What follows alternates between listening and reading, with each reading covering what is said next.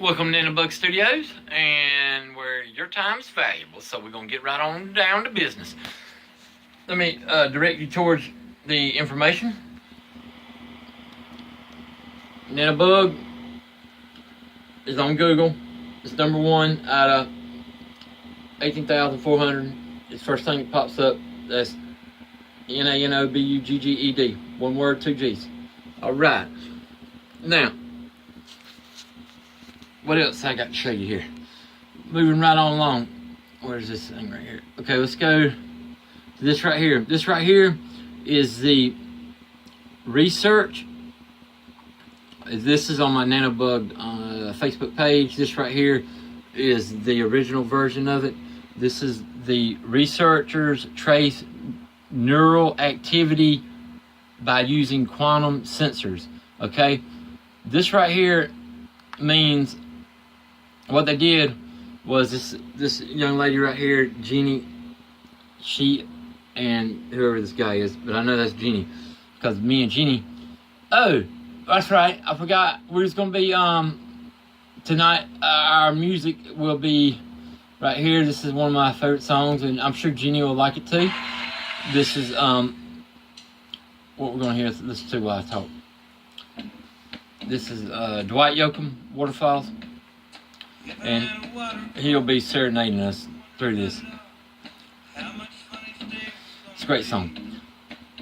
So back to what we was talking about. Researchers trace neural. That means that they took one quantum particle and put it in a neuron, and they took the other quantum particle and put it in a sensor, and they was able to. When the neuron fired, it caused a change in the other entangled particle that's in the sensor, and they were able to know that that neuron fired. Now, the really incredible thing about this is this. If you got a bunch of them entangled particles, now these particles are just like little electrons or little neutrons or little protons or photons or what have you, right? Now, your body, like they put them in this sea worm. That's what they're saying they're doing with it. All right, what they're doing really though is they're training these people. All right, these people are in training. All right, really. And this information, this is old information. They've been doing this for years and years. Okay, because they're not going to put something like this out there that the world hadn't already figured out, like in other countries and stuff. You know what I'm saying? Because this right here is really national security stuff right here, all right? Or was.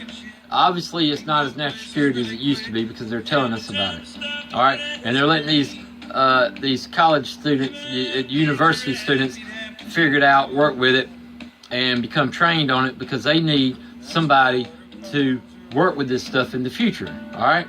So, that's my thinking on that. Could be way off on that, but in a logical world, that makes sense, really. It makes a lot of sense because, like I said, you put one particle, or not one particle, but you put a bunch of particles in that A crystal radios I was talking about. You put a bunch of particles in them, and they're distributed through the body, all through the brain, in the nervous system, in the neurons, and then when the neurons fire, they change that entangled particle's spin, and it instantaneously has an effect on the other entangled particle, the partner to it. It has instantaneously effect on it and that other entangled particles in the D-Wave quantum computer. All right, and the quantum computer's main job is to organize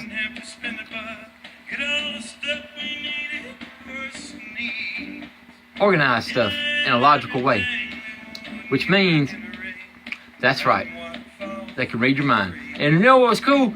This is cool. This is no lie. If you watch it, I ain't got it on here tonight, but if you watch the stuff about the quantum computer, there's a noise in the background going. Now, if I slowed that down, you know what? That right there is the exact sound that the brown recluses had when they marched up the driveway. That is the sound of the brown recluses marching up my driveway, which you will learn about in the book. If you read the book, you'll learn all about the brown recluses. This right here is Iran. Let me tell you what happened.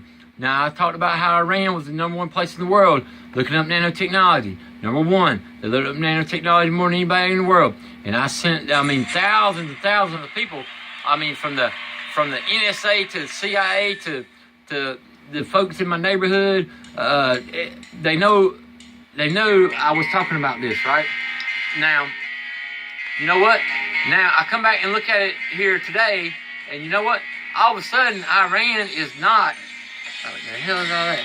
All of a sudden, Iran is not the #1 place in the world looking up nanotechnology. All of a sudden, these numbers have dropped from them being 100, 98, 99, 100. And this right here, what this shows, this is looking up nanotechnology in Iran as compared to all the information on the internet. And see, as the information on the internet grows, nanotechnology, it becomes a smaller part of that information, and that's why the line falls. Okay, but if I took this right here, and you just have to take my word for it, cause I can do it right here, and I changed the date on it, right?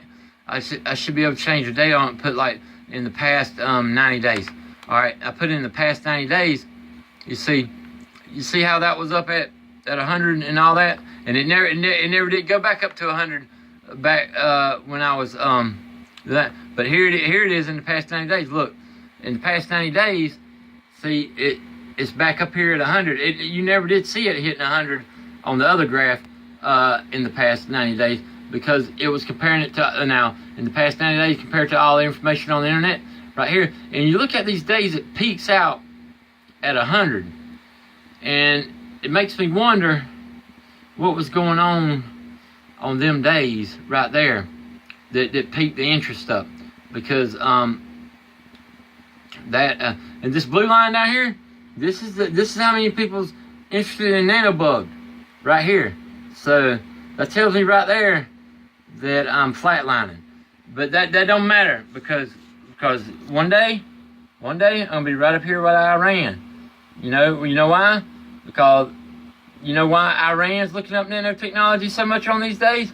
Well, I compared it to the days I do most of my advertisement and stuff, and on the days I do my advertisement, Iran looks up nanotechnology more, because you know why? Because they're really, really interested in nanobugs, because they know they got a bunch of nanobugs running around there.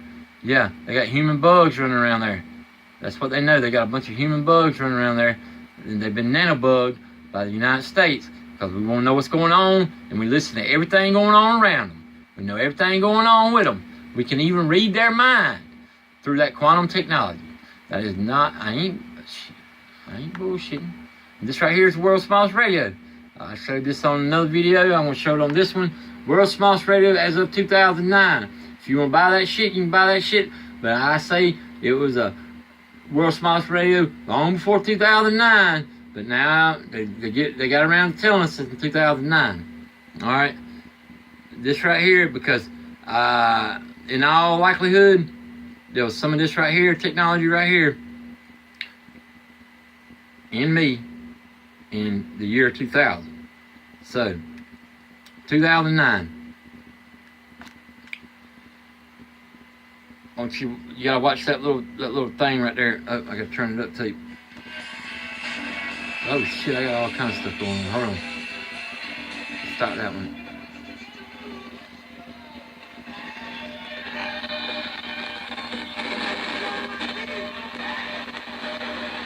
See that little, it's that little, this is on an electron microscope. That thing is 10 times smaller than a red blood cell. So that right there was the world's smallest radio, 10 times smaller in 2009.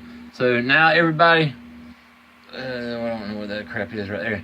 All right, the world's smallest working crystal radio. I don't know where they got that crap from, because this right here, see that? That's bull. That is not the smallest crystal radio. We just saw the smallest crystal radio. Actually, they substituted the crystals.